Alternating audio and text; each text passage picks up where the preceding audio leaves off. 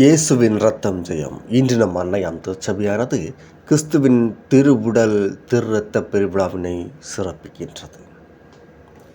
இயேசுவில் அன்பார்ந்தவர்களே, மக்கள் உண்டபின் 5 வார்கோதுமை அப்பங்களிலிருந்து எஞ்சிய துண்டுகளை சேர்த்து சீடர்கள் 12 கூடைகளில் நிரப்பினார்கள் என்கிறது யோவான் நற்செய்தி 6ஆம் அதிகாரம் 13ஆம் இறைவார்த்தை.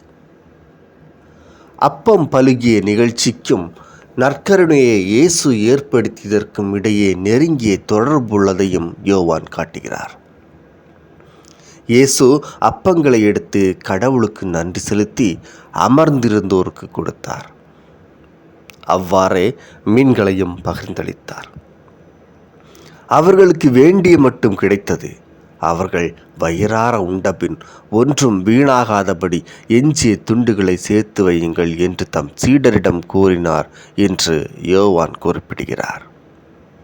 இங்கே இயேசு அப்பத்தை எடுத்தார் எனவும் கடவுளுக்கு நன்றி செலுத்தினார் எனவும் பகிர்ந்தளித்தார். மக்களுக்கு வேண்டிய மட்டும் இருந்தது எனவும் எஞ்சிய துண்டுகள் சேர்த்து வைக்கப்பட்டன எனவும் வருகின்ற சொற்றொடர்களை நாம் கருதலாம். இச்சொற்றொடர்கள் மத்தேயு, மார்க்கு, லூக்கா ஆகிய பிற நற்செய்தி நூல்களில் இயேசு நற்கருணையை ஏற்படுத்திய நிகழ்ச்சி தொடர்பாக வருகின்ற தகவல்களை உள்ளடக்கியவை என நாம் அறிகிறோம்.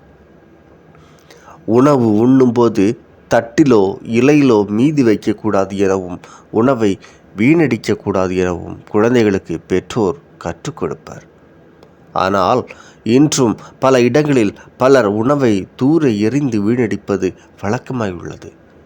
இயேசு 5000த்திற்கு மேலான மக்களுக்கு அதிசயமான விதத்தில் உணவளித்த பின் 12 கூடை நிறைய அப்பம் எஞ்சியது.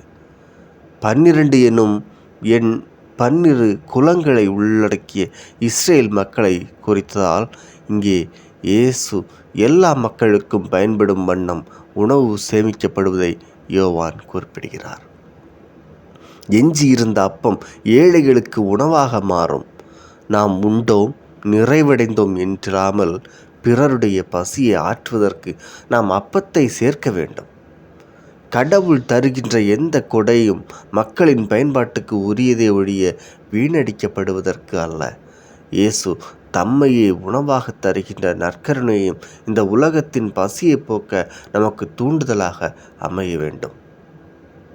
இறைவா, மக்களின் பசியை ஆற்றிட நீர் வழங்கும் கொடைகளை நாங்கள் வீணடிக்காமல் பயன்படுத்த அருள் தாரும். ஆமென்.